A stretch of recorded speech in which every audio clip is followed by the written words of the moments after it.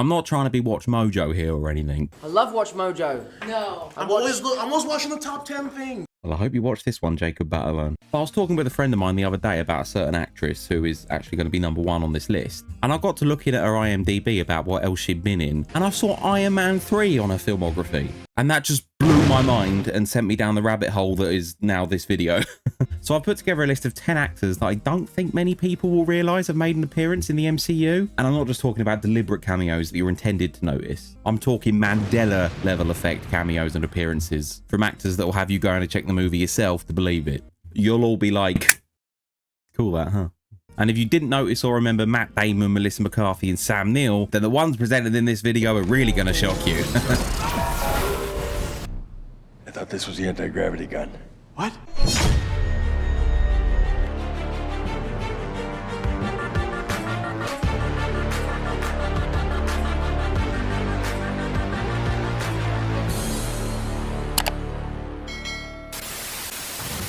Number 1, Jenna Ortega.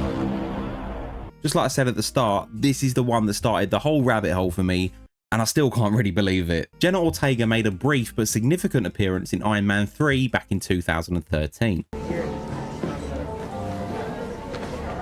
Love you, baby. And this was actually the first ever movie appearance for the then 10-year-old. Jenna Ortega is actually uncredited in the movie and doesn't have any lines to say, and despite only appearing in this one scene, she is quite significant to the plot. She was the daughter of the Vice President Rodriguez. Her disability is shown as the motivation for the Vice President to be working with the movie's antagonist, Aldrich Killian. As you may remember, he was the man at the top of the Extremis program, which was able to allow people to grow back limbs. Even though there's a high chance it also blows you up. Honestly, I hate working here. They are so weird. Jenna Ortega actually recently spoke about her experience in this movie during the press tour for her latest movie, Death of a Unicorn, with Ant-Man Paul Rudd. Well, I'm hoping that we can get Jenna Ortega into the Marvel Universe. I did it once. Wait. But it was one of the first jobs I ever did. They took all my lines out. I'm in Iron Man 3 for a quick second. I take up the frame. I have one leg. Oh, they are And I'm kicking the vice- themselves now, aren't they? President's daughter. Yeah. Wait, sorry, did anybody else notice that? I have one leg. Oh, they are And I'm kicking the vice- themselves now, aren't they? Really, bitch? Really? Ant-Man. But Marvel is very good at like kind of laying those Seeds, plant breadcrumbs, and so it might very well be. I mean, that you come back, they're gonna create something for you because they should be so lucky. I to made have that Jenna tell you. We're Ortega so in their brothers. franchise. Come they, on. They even took my name away. I'm really, but I count that and then I move on. So maybe we'll see a hot back. Terrible misspeak. So maybe we'll see her pop back in the MCU one day. I'm not sure with her being so young that I would have noticed this was Jenna Ortega when rewatching this movie, but I did recognise the young her in Insidious Chapter 2. Who's the lady? What lady, honey? The lady standing behind them. Number 2, Jenna Coleman. Sticking with Jenna's, in 2011's Captain America the First Avenger, you can spot Jenna Coleman in one scene early on in the film, as Bucky Barnes' date Connie for Howard Stark's World Exposition of Tomorrow exhibition. That was hard to say. These days, Jenna Coleman would likely be cast in a much larger or significant role in the MCU, or any franchise that she joined, to be honest. But at the time, she was still relatively unknown outside of the UK, with her two biggest roles coming from soap opera Emmerdale and school drama Waterloo Road. A year from Captain America's release, she landed her breakout role as Doctor Who companion Clara Oswald. Since then, she's gone on to play the lead role in the series Victoria and many other primetime dramas. I'm just wondering if this has something to do with Clara appearing all throughout history after walking into the Doctor's time stream. This also isn't the first time an actor has appeared in both Doctor Who and a big Marvel movie. Karen Gillan's breakout role was also as a Doctor Who companion as Amy Pond, who was actually succeeded by Jenna Coleman, and Andrew Garfield appeared in an episode before becoming Spider-Man, and former Doctors David Tennant and Christopher Eccleston also joined the MCU at different points. And if you're a fellow Doctor Who fan, check out these videos. Number 3, Michael Pleather. Oh, brother, this guy stinks! Not strictly in the MCU, but Michael Pleather, known as YouTuber Some Dude Mike, is actually Howard the Duck. Not in any acting capacity, he just literally looks like him. I couldn't plug him without ribbing him, but go check out that guy. He makes some great gaming content. Not as good as mine, obviously, but still worth a watch. He should go see a quack, though. Actual number 3, Ty Burrell. OMG, oh my god, WTF. Okay, so the first two are not far off blink and you miss it appearances, but Phil Dunphy was in a whole ass movie and I still don't remember it. Ty Burrell played Leonard Samson in only the second ever Marvel Studios movie, The Incredible Hulk, back in 2008, back when Edward Norton was still Bruce Banner. His character was the boyfriend of Bruce Banner's love interest Betty Ross, who herself recently returned to the franchise in a brief cameo in Captain America Brave New World. Ty Burrell was even actually playing a character known in the Hulk comics. After Bruce Banner was temporarily cured of becoming the Hulk by having the gamma radiation that triggered his transformations removed, Leonard Samson, who had been working with Banner as a psychiatrist, which is also his profession in the movie, exposed himself, not like that, to some of the extracted radiation. This granted him superhuman strength and caused his hair to grow long, echoing his biblical namesake. Not long after, Samson's flirtation with Betty Ross sparked jealousy in Bruce, prompting him to transform himself once again to Hulk. Ugh, things we do for women. He is at times both an ally and a rival to Hulk during their relationship in the comics. Of course, we never saw any of this with Ty Burrell's version of the character. Aww. Who doesn't want to see a Hulk-filled Dunphy?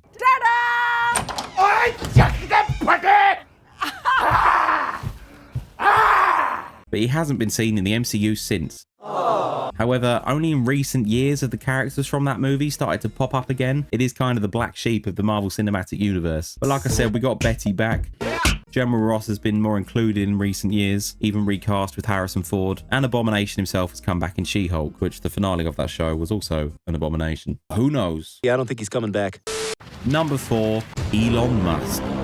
One of the most memorable scenes from Iron Man 2 is Tony Stark's battle with Whiplash on the tracks of the Monaco Grand Prix. But if we rewind the movie just a little bit from here though... Mr. Musk, how are you? Congratulations on the promotion. Thank you very much. Hey. Those Merlin engines are fantastic. Oh, thank you. Yeah, good idea for an electric jet. You do? Yeah. Then we'll make it work. Elon was allegedly included as a cameo in the film for being the inspiration for the modern day version of Tony Stark. More like Phony Stark, am I right? Oh, I forgot to change the Hulk. I also forgot to do it with General Ortega in the first one, but forget about that. Where was I? Oh yeah, he was an inspiration for Tony Stark. I mentioned at the outset that you were the inspiration for the Robert Downey Jr. Tony Stark character. Did you work with him on that in Iron Man 2? Well, he did interview me. I guess I met with Robert Downey Jr. Just before they were filming Iron Man 1. Gave him a tour of the rocket factory, showed him the electric car and everything, and I guess we talked about some of the possible scientific explanations for the powers that Iron Man has in his suit, like, you know, maybe you can harness the power of dark energy. In fact, during the development of the first Iron Man, Robert Downey Jr. and Jon Favreau, who directed and starred in the movies as Happy Hogan, both visited SpaceX and Tesla to get inspiration for Tony's character. Robert Downey Jr. said he modelled some aspects of Stark's persona on Musk's blend of tech genius and flair. Whatever your thoughts are on old Muskie, don't shoot the messenger. I'm only telling you what the spirits, or in this case Google, is telling me. Don't shoot the messenger. I'm only telling you what the spirits are telling me. I do think it makes perfect sense how Tony Stark is rubbing shoulders with other billionaires and adding in some real life and, you know, known ones. Even though Elon was not known in 2010 nearly as much as he is of course now. Nowadays he's more infamous. Maybe with his public perception these days they can use him as an inspiration for Doctor Doom. Allegedly, Elon even allowed scenes that were set in Justin Hammer's facilities to be filmed in one of the SpaceX hangars. Apparently, the SpaceX hangar didn't even shut down for filming, so the crew shot at night while SpaceX employees continued working in the background. Many of those seen in the film were actual employees just doing their jobs. If that's true, then it would have saved the studio a significant amount of money. I mean, renting a space that large, I'd imagine, would have cost them an arm and a leg. Do you reckon this will or has aged as well as Trump's cameo in Home Alone 2? Because it feels like it's aged as well as Elon Musk has, to be honest. Number 5, Seth Green. Even though this looks like a photo of Prince Harry, that is Seth Green. Seth Green has a reoccurring voice role in the MCU as Howard the Duck, and has voiced him in all of his appearances so far, starting with the post-credit scene in the first Guardians of the Galaxy movie. What do you let it lick you like that for? Gross. Being in the background of Guardians 2. You know what they say, you're out of luck until you've gone duck. And the character appears in the final battle scene in Avengers Endgame, but without any dialogue. There he is, right there, see? Even Mutak Soviets never do. Call me bad dog. Oh my god, you just let it go. His most prominent time voicing Howard was in Marvel's What If animated series, where Howard the Duck appears in several episodes, but most notably his own episode in season 3, What If Howard the Duck Got Hatched. I mean hitched, sorry. Just made more sense in my brain to say hatched. And he actually marries Darcy Lewis, who you may remember from WandaVision and the Thor movies. But Elon Musk wasn't the only ducking cameo in Iron Man 2, and Jenna Coleman wasn't the only one to go to the Stark Expo. Seth Green is also in Iron Man 2, not as Howard the Duck. I want my board. In more than a blink and you'll miss it moment, actually it feels more like a frame by frame to catch it moment, he appears as a dude here, fangirling over Tony Stark. There he is, right there, see? Why is he in the movie, you ask? No idea. Not a Scooby-Doo. Let me know in the comments if you ever find out. But given his association with Marvel post this cameo, I imagine he's either just a big fan or has/wanted to make connections. Lucky bastard. Number 6, Michelle Yeoh. Now, I know what you might be thinking. Yeah, you've forgotten to change the movie again. Now, I know what you might be thinking. We all know Yeoh was in Marvel as the main character in Doctor Strange in the Multiverse of Madness. I mean, Michelle Yeoh was a big character in Shang-Chi and the Legend of the Ten Rings. She played Ying Nan, a powerful mystical guardian who protected the village of Ta Lo, who helped Shang-Chi, who was also her nephew, understand his heritage and the magical forces that were at play. Like how his dad is being catfished by a dragon and stuff. We are the keepers of the Dark Gate. He thinks you're holding her mom there. Why would he think that? She's not back there, Dad. Dad, please. What's this? Hey man, you wanna chill out a sec? The kind of is this? I'm just asking you to take it down a couple notches. Are you Jess? Yeah, I'm Jess. You're Jess. Yeah. Man, what, man? We're talking. Him and I are talking. But this is not the MCU role I was talking about. What you may not realise is she actually joined the MCU 3 years before this in Guardians of the Galaxy Volume 2. As a completely different character, and not in a multiversal variant type of way either. She played the character Aletta Ogord, an Arcturian who was a member of the Ravager clan and the wife of Sylvester Stallone's character. After her casting in Shang-Chi, Guardians director James Gunn actually once responded to a fan who questioned Michelle Yeoh's double role. She's not the first actor to play 2 completely different characters in the MCU. Gemma Chan played Cersei in The Eternals after she had played Minerva in the first Captain Marvel movie. And of course, Stan Lee has appeared in multiple movies as different people too. No idea why. Number 7, Zachary Levi. This is the one for me. Now, I knew Fandral was recast, only because of those memes about him being recast without anybody ever noticing. But I was shocked when I realised it was Zachary Levi who was playing him in Thor: The Dark World and Ragnarok. Perhaps next time we should start with the big one. Fandral is one of the Warriors 3. You may remember playing a more significant role in the first Thor movie as his loyal fighting companions.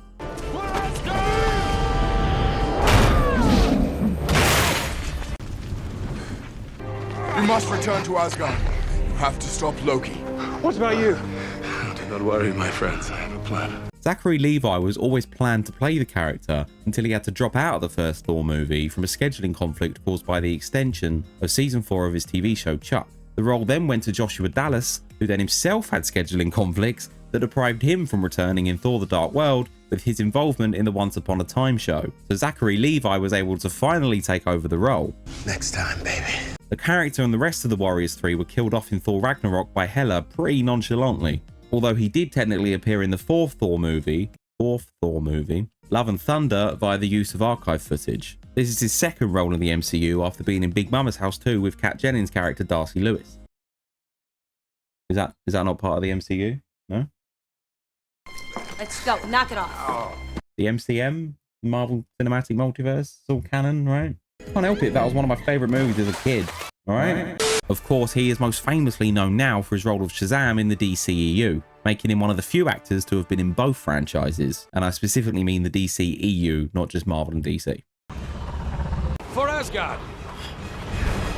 Number 8, Natalie Dormer. Now, his heart may belong with Hayley Atwell's Peggy Carter, but Cap has had a few love interests in his time. Well, Natalie Dormer's character of Lorraine wasn't his first, but she might have been if Peggy didn't walk in. You're a hero. Well, that depends on the definition. The women of America, they owe you their thanks. And seeing as they're not here. Captain! We're ready for you, if you're not otherwise occupied. But she was his first kiss.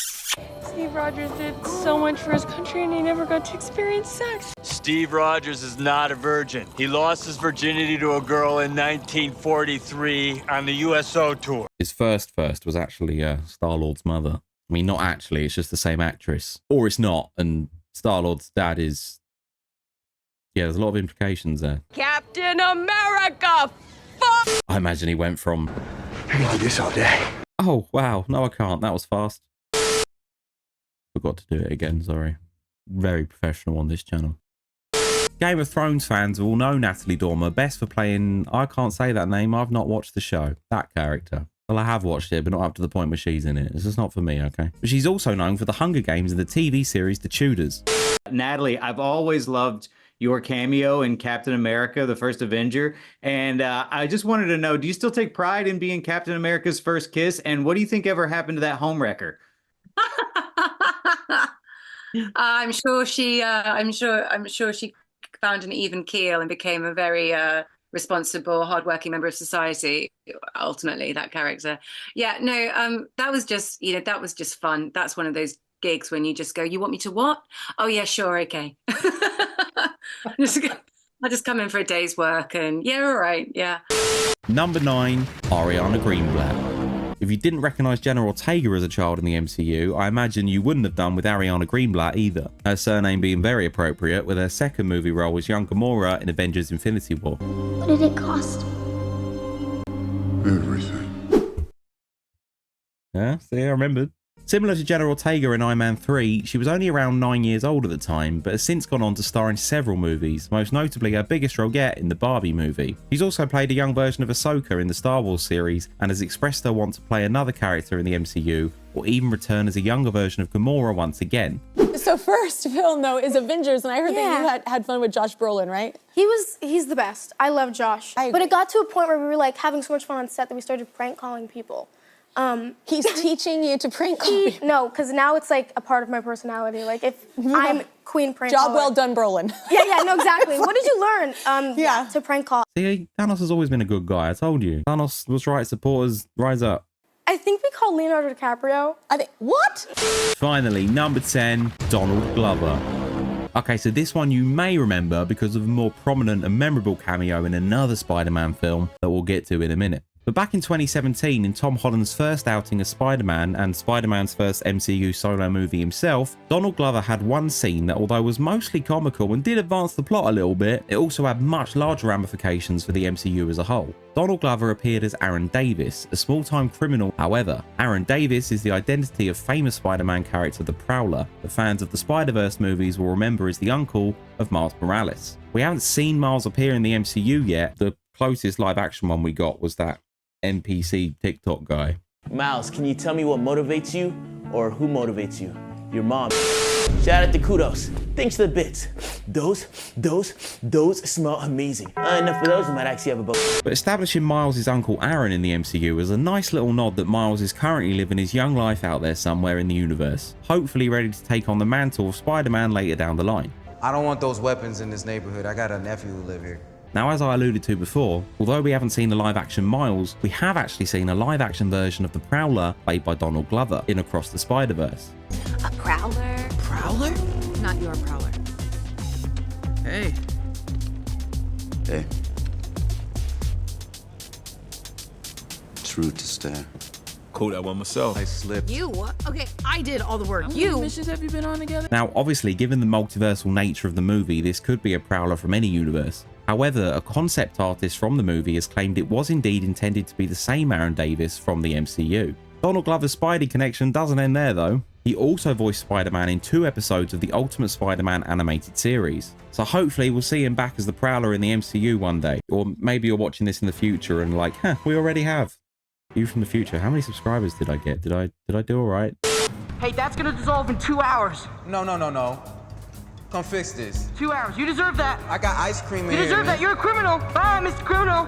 Bonus mentions. Okay, so this one would have made the main list because the name is big, but the role was so minimal that you didn't even see their face. And that is one Miley Cyrus. A very brief role in the MCU came in Guardians of the Galaxy 2 as the voice of the Mainframe, an AI member of the Ravagers. She has one singular line, just like Vin Diesel in the majority of his time in the MCU. Completely your natural voice. I am Groot. Where she just says, I miss you guys so much! She wasn't credited for her appearance, and James Gunn said he cast her for being impressed by her tone and personality as a judge on The Voice, believing that she would bring a humorous, unlikable quality to the character. So much so, he only gave her one line. He was quoted in an interview with BuzzFeed saying, "I find her funny and likable and sweet. I like that she cared about the contestants. So I was like, I think she'd be a funny person to have as a voice." So we contacted her and she said yes. She came in and recorded and she was a delight to work with. How many takes did she do? There's a pony in the galaxy. The mainframe was back in Guardians 3, but with Tara Strong voicing the part, the same voice actress for... The second mention is for the Walking Dead fans out there. I'm not one of them, I just really love the Telltale games. You may know that Hugo Weaving didn't return to play the Red Skull in Avengers Infinity War and Endgame after his role in Captain America the First Avenger. When he declined to come back, the role was recast and he was so good I don't think many people would have even noticed, with Ross Marquand playing the character, the Walking Red. Best known for playing Aaron in The Walking Dead, he has voiced several characters for Marvel's What If series across all 3 seasons. I added him as a mention not only to give him props for how good he was at replacing Hugo Weaving, but also, I was just shocked at how much of a doppelganger this guy is for Finn Balor. Like, what? You could easily recast these two with each other, and I'm not sure many people would notice either. Also, this one lastly wasn't on the main list because I feel like most people know about it, even if you haven't seen it, because it was a post-credit scene in a movie that I don't think many casual fans would watch. But also the character has a lot of fanfare and literally a very announced introduction. But for those that may not have seen the Eternals and completely missed it... The great adventurer, Star Fox of Mystery Planet. What a pleasure to make your acquaintance, my fellow Eternals. You know, you really don't have to do the whole thing every time. Everything you do is impressive. No, I know it's impressive. Who are you? I'm Eros. Hated that movie. I feel like it went on for eternity itself. Much like editing the videos. Let me know if there's any that I missed and which ones were you most shocked by on the list. And who else would you like to see cameo in Marvel? Even in a small role or in a larger role, which celebrities do you think would fit in pretty well? Most of them have been in the universe already. That's how it feels, right? Drop a like, drop a subscribe, and turn the bell on to be notified of all future videos. Don't fuck the begrudges. No, that's not right. Fuck the begrudges. Do fuck them. Don't let the bastards in life grind you down. See you in the next one. I don't believe in destiny. I just do what's best for me. Don't listen to my enemies. They're just full of jealousy. Yeah, this legacy. You gon' see what's left of me. You gon' see success in me. You ain't seen the rest of me. I just wanna be the best at what I know. Better than the rest, just watch me grow. Put me to the test and watch me go. This is my quest, I'ma make it known. They call me obsessive, oh I know. Call me selective.